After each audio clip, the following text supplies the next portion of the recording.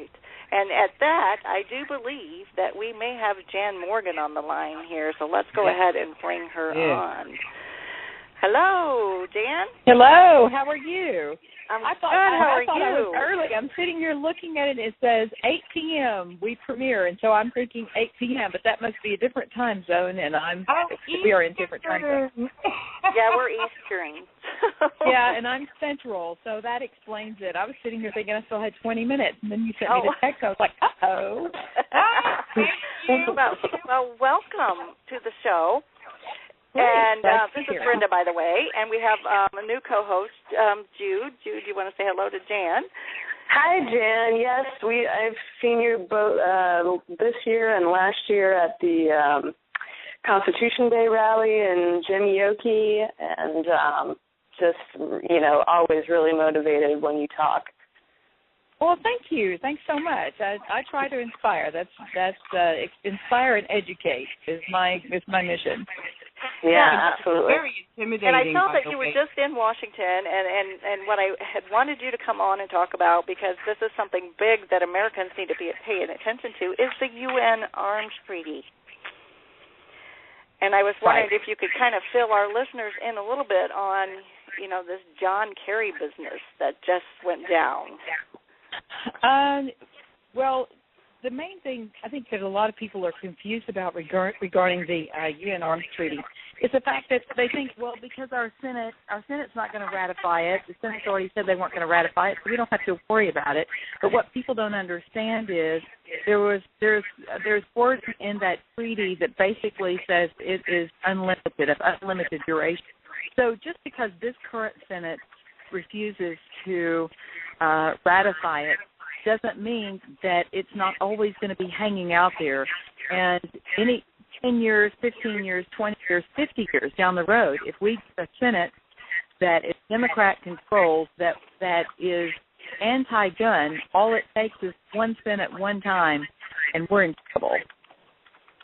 Absolutely. Because even now, we only had, I think there was only 53 senators that actually voted against it. Right. It's way too close for comfort for me. And the problem too that I'm not sure people really understand is that what this treaty calls for is basically global interference with our guns, and we will have to, gun owners, be involved in global registration. And I'm against registration in my own country, much less registration with some kind of United Nations organization. I don't want my name on any rogue country's list of people who own guns, and we all know that registration can lead to confiscation. So, that we have got to be vigilant and stay on top of this situation, and now more than ever, we have to make sure that the people we elect are pro-gun. Right. Absolutely. Yeah, I have a question, too. What my husband had heard was that the company that was doing Obamacare, the website, was also a company that was working in Canada doing a gun registry. That would surprise me. Because, why Obamacare is tied to...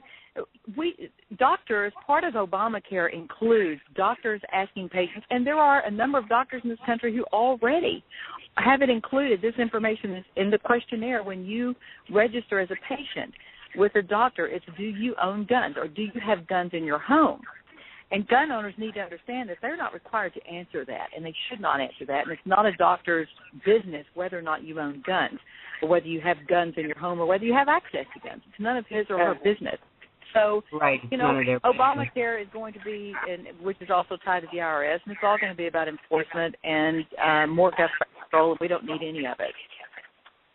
Oh, absolutely. Right. And not to mention that they're going to be able to, the doctors have this new form now because all of your health information is going to be available to any law enforcement agency if they deem they want it. Exactly. And, here's another thing that people need to think about. And I had already talked with a friend of mine that works for Alcohol, Tobacco, Firearms Close, and she told me that the questionnaires are going to change. and they're going to be even more questions on your basic background checks. One of the things they're going to want to know is if you've ever been on an antidepressant. And there will come a time when doctors in this country will look at you, and if you're on antidepressants or you're wanting to be on an antidepressant, or if you've ever been on an antidepressant, then they will be noting that, and that can prevent you from getting a concealed carry permit. That's what's what's in the works. We've got a situation with the veterans now in this country who've ever, actually gone over and served in combat.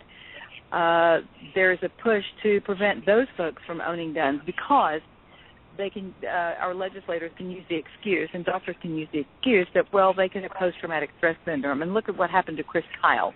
So, they're coming at us from every different direction, and there's so many attacks on our Second Amendment happening all at once that it's almost overwhelming to try to stay on top of it all because it's every day, every state, so many cities, and then we've got, of course, the United Nations. It's like nobody wants us to have guns. We are seriously in the battle of our lives. Oh, absolutely. Yeah. That's the thing too. In Colorado, they had that recall election senator that they ended up recalling her because she didn't know anything about guns. No, it wasn't just that she didn't know. She was specific. She was for gun control. She was a huge gun control advocate, and they soundly rejected that, and which is great because it shows that there's still hope out there. And with the veterans, and I'm a combat veteran as well, and that's, of course, that we are the next most likely terrorists, according to Janet Napolitano and the Department of Homeland Security, and we're the ones absolutely that they want to disarm first, and they're doing everything they can to destroy the military. The folks in Colorado are turning things around. They did recall 2 of their legislators, and they are working on number 3. When I was a speaker at the Value Voters Summit in Washington, D.C. last weekend. Really enjoyed that. Met a lot of fine folks from all over this nation who are Second Amendment advocates as well as just strong constitutionalists and strong patriots. It was a great conference. But one of the people who was instrumental in spearheading that recall election was at this conference, and she told me, she said, I want you to come to Colorado and speak to the folks here. We need encouragement. We're excited that we've been able to recall 2 of our legislators. We're working on our 3rd, but, people here just need to hear the Second Amendment message more and more because, it's what happened to us can happen anywhere, and we're going to have to be vigilant. And it happened while we were busy living the American dream, and then we woke up one day and all of a sudden our gun rights were being attacked because we didn't pay attention to who we were electing to represent us. And that's usually what happens in this country. Unfortunately, people don't pay attention until it starts hitting home. And then you've got to go and back up and try to undo what's already been done. It's much, much harder. We already have over 20,000 gun control laws in the books in this country, and that's 20,000 too many. And it happened because for too long we've all sat back and allowed it. We've got to stop it, and we need to start working on repealing the ones that are in place, not allowing our government to add more restrictions. Oh, absolutely.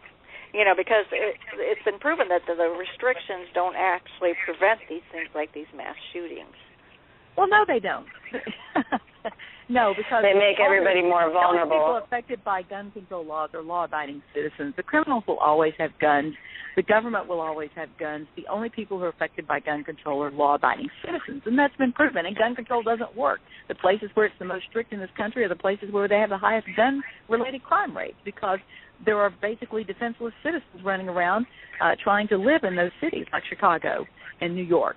So, the stats are on our side, and that's been proven. It's just hard to understand why the liberal population doesn't get that or refuses to get it. They seem to think that if we can just get rid of all the guns in this country from the law-abiding citizens, we'll live in this utopia where nobody will have guns.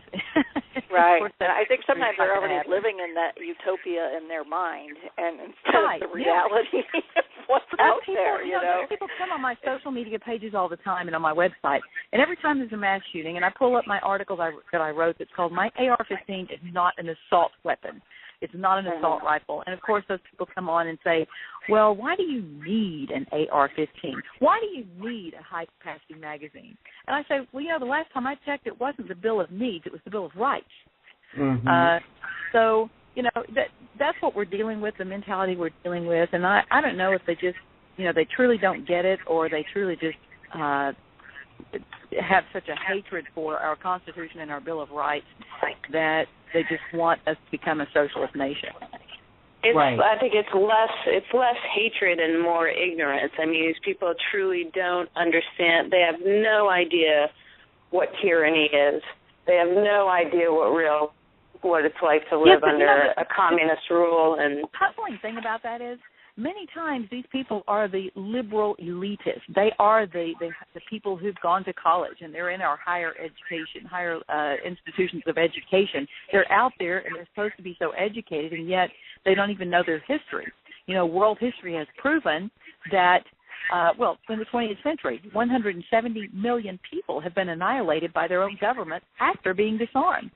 And that proves my point that gun control is about control. It always has been, and they can't gain control if you're an armed citizenry, and an armed citizenry is a free citizenry. That's why we have survived in this country for so long. That's why Japan. You look at other nations and they look at us and they know that Americans, 90 million gun owners, have over 300 million guns in this country. We are a fourth of Americans. I heard on the news today that one of our House Representatives, Renee Elmers, had a break-in at her house and somebody stole her AR-15. Oh, really? Yeah, well, here's the good news in all of this, ladies. I kind of happened upon this article. It seems that Interpol Secretary General Robert Noble says the world may need to consider arming citizens as a way to deter mass shootings, such as the terrorist attack that happened in Kenya.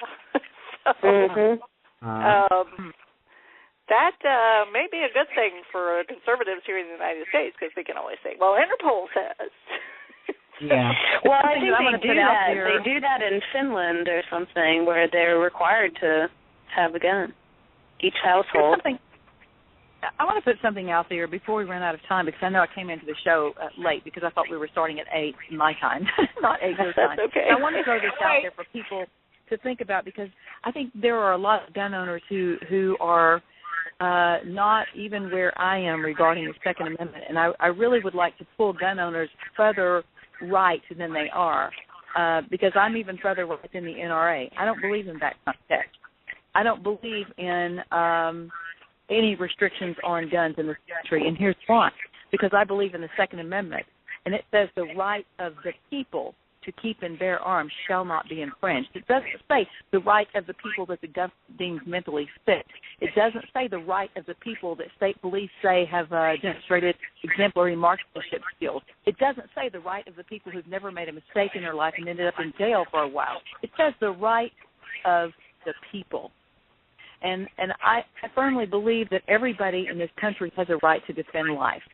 And unless you're in prison, then you don't have a right when you're in prison. But once you're out, you have a right to redeem yourself. You have a chance. You've paid your dues. You're back out on the streets. You're back trying to survive. And you shouldn't have to walk around defenseless for the rest of your life because of a mistake you made. And you shouldn't have to walk around defenseless because you have some mental issues. I'm sorry, but I don't want our government in the business of deciding who in this country is and is not mentally competent enough to own a gun, because you know, Barbara, as well as I do, that you get the wrong people in control, then they may decide that people who believe in the death and resurrection of Jesus Christ might not be mentally stable. So the next thing you know, Christians won't be able to own guns. And I know that I'm probably sounding a little radical here, but honestly, I just want to get back to the Constitution and Bill of Rights. I think that's where we need to get to, and we've allowed way too much to come down on the American people, and we should not have the restrictions that we have. Right, and that shouldn't be the radical viewpoint. That should be the mainstream. And I think it's a little more mainstream than what we're getting from the media and from what's going on in Washington. Because if you look at maps across the United States, there's more red than there is blue. It's just the blue is concentrated. Right. In these bigger cities. Well, maybe we need to move some of our red into those blue and try to change that concentration a bit. I'm thinking that we're going to have to get on the ground in there and start why walking. Why don't you come to a speech in California? Why don't you come teach a gun class in California? And I'm like, oh my gosh, I can't imagine even going to that state. They have a lot of red in California if you look, but there's just not enough of them to outvote the blue. But you know what? Those people that are there are complaining constantly to me about their gun rights and about what's happening in their state. And the reason a lot of them are still there is because they can't even sell their homes and get out. That's another problem. Yeah. I was just on a little rant before you called in, Jan. I am so sick and tired that nobody up in that government, our elected officials, that don't follow the Constitution. And the more the days and the hours in a day go by, it pisses me off because nobody's saying that. Obamacare, the power of the federal government has nothing to do with making me buy something or them taking something away from me. That's why we have the Constitution.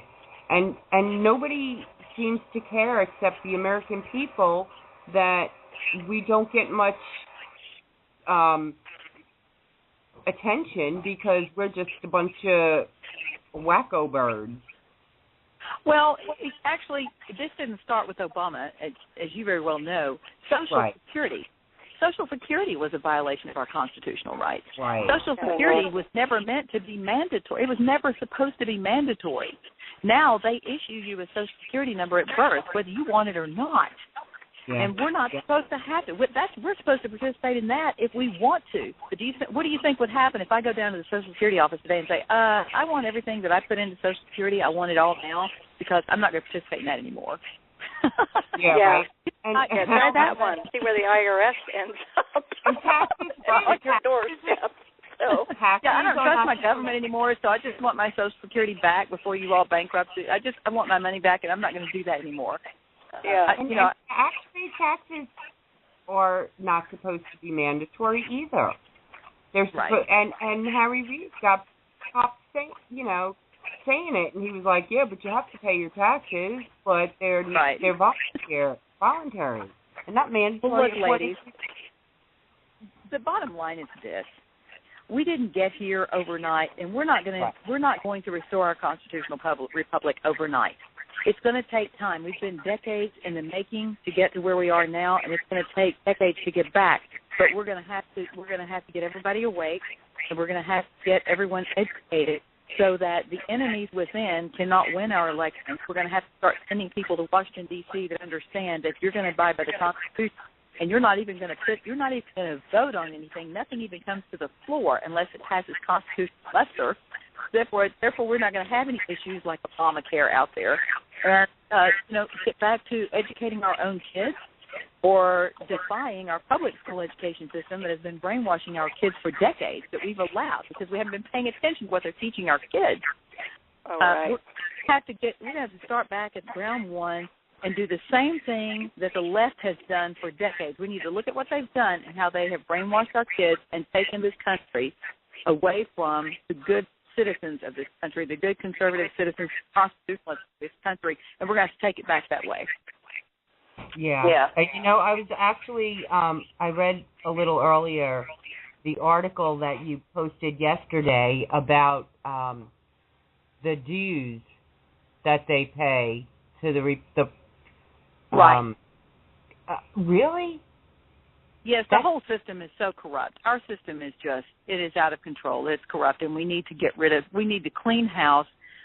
Being a representative, being in the Congress, the United States Congress, being in the House and the Senate should not become a career for anyone. It was never meant to be that way.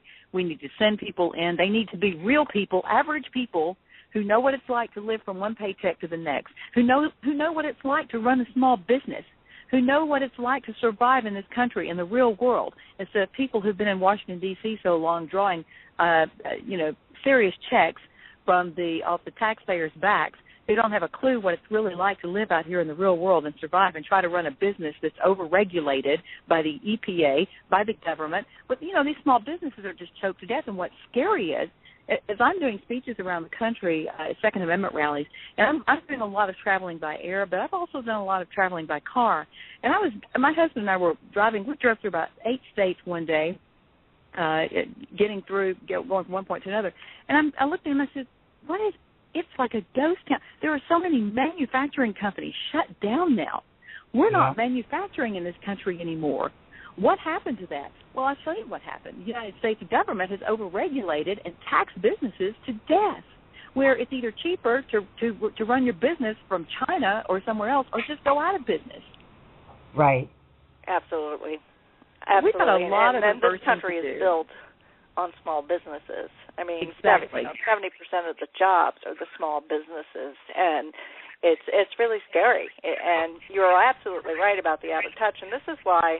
And they like their money and they like their power, and this is why we've seen such a backlash against Ted Cruz and Mike Lee and the Tea Party, what they call the Tea Party, in Washington, because they're threatening the very honey pot that these people have been drawing on for years. And then I heard yesterday that they're probably going to have to delay Obamacare and the mandate because the website's not working, and that's what we all want. That's what they wanted to begin with in the House. Well, because people aren't signing up. Who wants to sign up for that? The only people who are signing up for it are people who need it desperately, and if the only people who are signing up are the ones who need it but don't have the money to pay for it, where's the money coming from to pay for it? Yeah, they're going on to find out what their subsidies are going to be. Right. It's ridiculous. Well, and that's part of why the website is having such problems. A friend of mine was telling me that part of what the software does is to hide what subsidy you're going to get, because they don't want you to see that, and so that's a big part of why it doesn't work, because they don't want you to see, like, they give the subsidy and then they subtract it based on getting more and more in depth on the questionnaire. Right. Yeah. Correct. And because it's going to be way too expensive. And so that's why, instead, if it was really a good product, you put it right out there out front. Here's what you'll pay, do your shopping, and then give your information. But no, they want to get all your information so that then if you don't sign up, they're going to come and take your money at the end of the year. Yeah. So you're absolutely right, Jude, in that they designed it that way. Yeah, it's designed to fail so they can say we really just need a single-payer system. We tried this. And rather than going to a true free market system, which we currently don't have and we haven't had for a long, long time, which is the direction that we should go, to really open the markets and go to a competitive system and take insurance down a bunch of notches and make them all but irrelevant.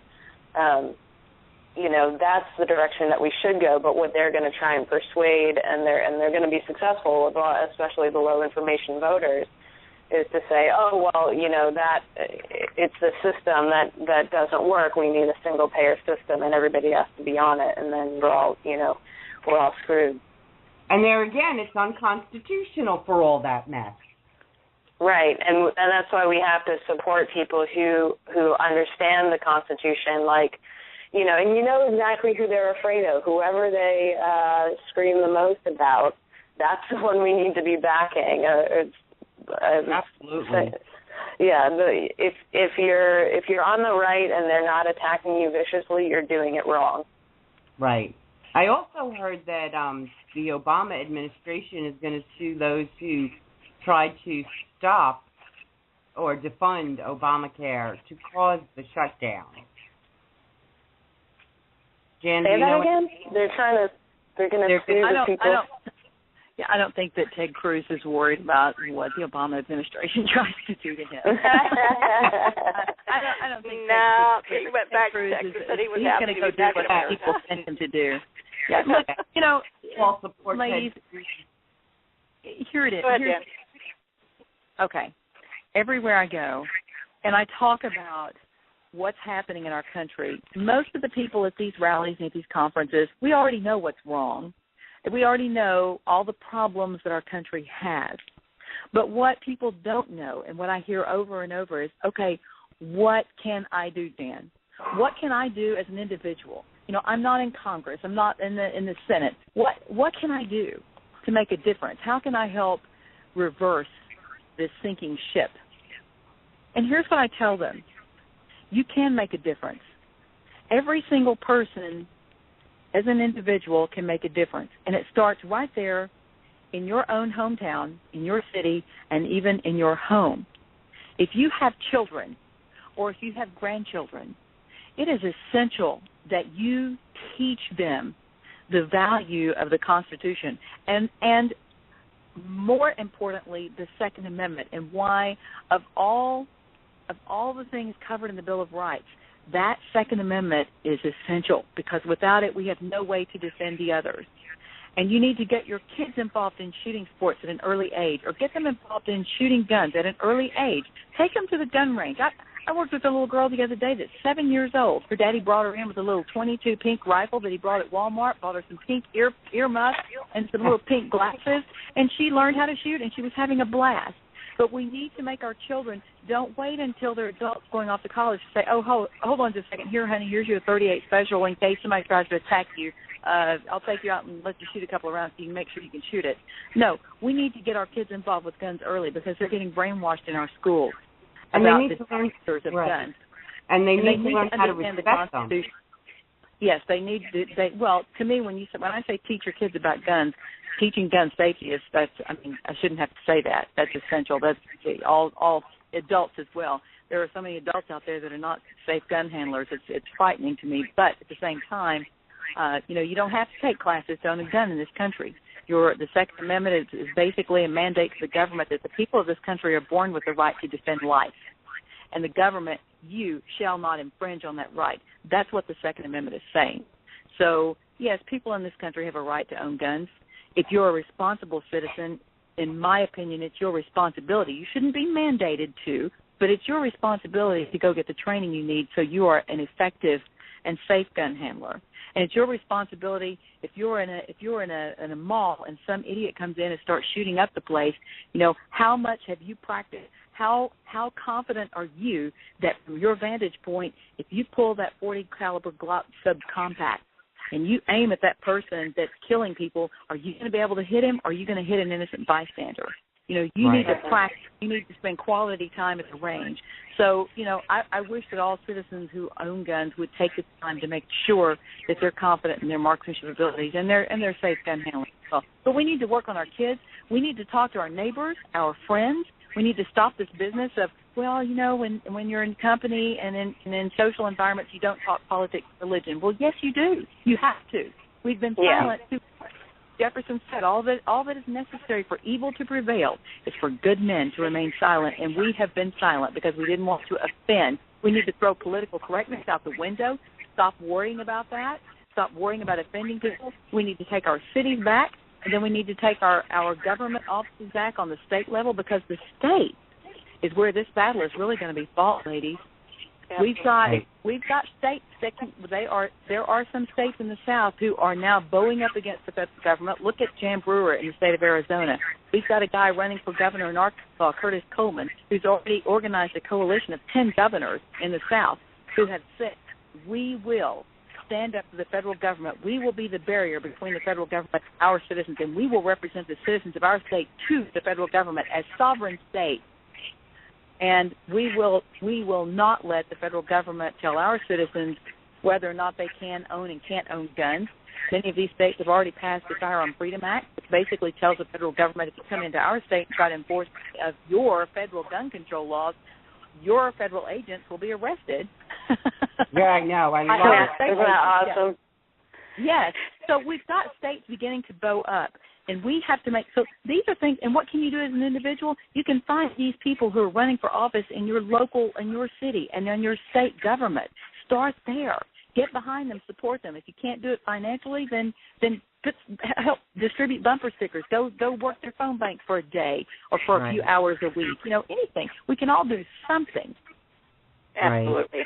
And at that, I want to mention that there is a governor's race coming up in Virginia where Mayor Bloomberg has just given millions of dollars to the Democratic candidate, Nanny Bloomberg with his anti-gun grab going on in New York. And so PatriotVoices.com is sending people, they're trying to get people together to go to Virginia and knock doors and, just hold signs or whatever to try to for Ken Cuccinelli, who is the Republican candidate there. So if you're listening, and you can, go to PatriotVoices.com. They'll hook you up, get you to Virginia, get you in with a group trying to help out there on the ground. Right.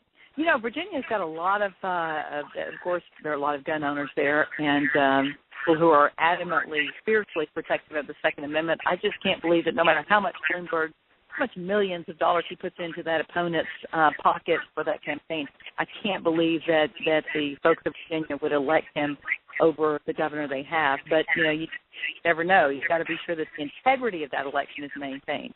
Sometimes who's counting the vote. Right, and absolutely, and there is a presence by the Libertarian Party, which is really hurting the Republican candidate.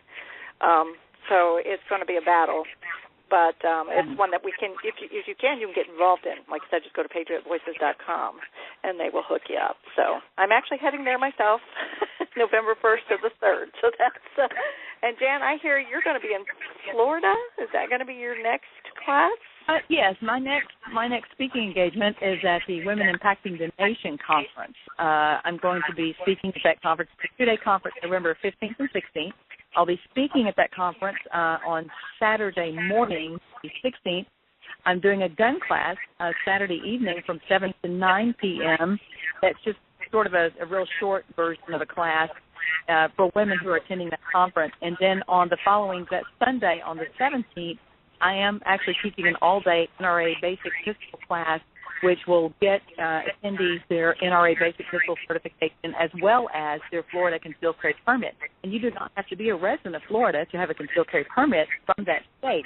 And the cool thing is you get a Florida concealed carry permit. It's good in over 30 states. It's a great deal. So I'm hoping to train a lot of women that weekend. My first goal in my first speech is to talk them into the concept of gun ownership, and because there were a lot of women there who haven't even given much thought to owning a gun, much less getting a concealed carry permit. So my first speech is going to be to convince them, make them understand that as women in this country, you have a role as a defender for your family, as your own self-defense, for your own safety, that of your kids, and that you have a role. As a woman impacting the nation and impacting the lives of your family, you have a role in defending life and liberty, and that a major part of your wardrobe every day is, or should be, which gun am I going to carry today? What outfit can I wear with this gun? Because this is the one I just feel like I'm wanting to carry today. So just change it with your purse. And there are a lot of women. I met a number of women in Washington, D.C. Some of the women in D.C. last weekend are going to be at the conference in Florida, and they were telling me, well, I have a gun. My husband brought me a gun a few years ago. I said, well, what caliber is it? Well, I don't know. It's little. And I said, have you ever shot it? No. Do you know how to load it and unload it? No. There's a lot of that. Okay. We want to empower women to take ownership and bond with their gun and understand the importance of being a responsible gun owner. So I'm working on convincing the ladies of this nation through my program, Armed American Woman. Do you have a favorite? This is Jude again. And do you have a favorite holster or supplier for accessories? Oh, that's a dangerous thing to ask me because there are some sponsors on my site. I have to be real careful. I will tell you this, that Sneaky Pete has a new holster. They aren't even a sponsor on my page yet, but I do like the holsters that they've come out with because it doesn't even look like a holster. It looks like something you would hold an iPod in or an iPad or, I mean, it's the coolest thing you want. Oh, I see. Yeah, and I tell women all the time, you know, I carry 2 guns on me at all times. 2, not 1. I usually have a Glock 40 subcompact, Model 27 in my purse or on my hip, and I usually have a 380 on my ankle, and a tactical knife, at least 1 in my purse too. And they're not, you know, with magazines separate. They're loaded, they're ready to go, and they're chambered. So that's the way I carry. But holsters are a big problem for women because, you know, when you work on your figure, you don't want big bulgy. You don't want to wear big bulky clothes. Exactly. You, and you don't want to wear anything fitted, and then you got this big bulge coming off the side of your hip. So it's been quite frustrating for women to try to have a way to carry. A lot of women do carry in their purses. That's nice, and I do carry in my purse, but just in case somebody grabs my purse. Which one of the things I teach in my classes, in addition to just gun knowledge, is self-defense. We have some techniques that we share with women. If somebody grabs your purse, how to keep taking it away from you, from taking your guns in your purse. You can't let somebody get your purse. So we've got a concept on how to use a purse for a weapon. So you can get yours out. We teach some hand-to-hand combats and things for women to use that give them just a couple of seconds. You know, you can't physically take on, unless you're a ninja, you can't take on a man that's twice your size. But you can use his own body weight as leverage, and you can take him on for a couple of seconds, long enough.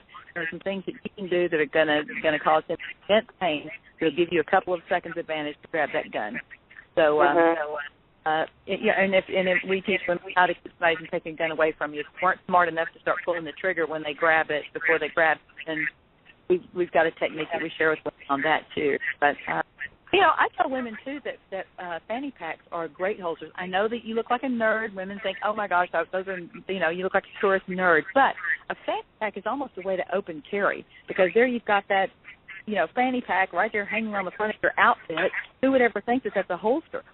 But I carried a 1911. I carried a Kimber 1911 in mine before, and nobody ever had any idea that right there in that little front fanny pack was a Kimber 1911 45. So, you know, that's a wonderful, you know, and I don't care what people think about the way I look in that respect. If I want to carry a gun, I don't want to carry a purse hanging off my shoulder. I like having that fanny pack right there. And, so. Anyway, and I'm working on developing a holster that women will like. That's one of the things we want to do with Armed American Woman is develop a holster specifically for women. I don't like the bra holsters. I know a few women that use them, but I personally don't like those.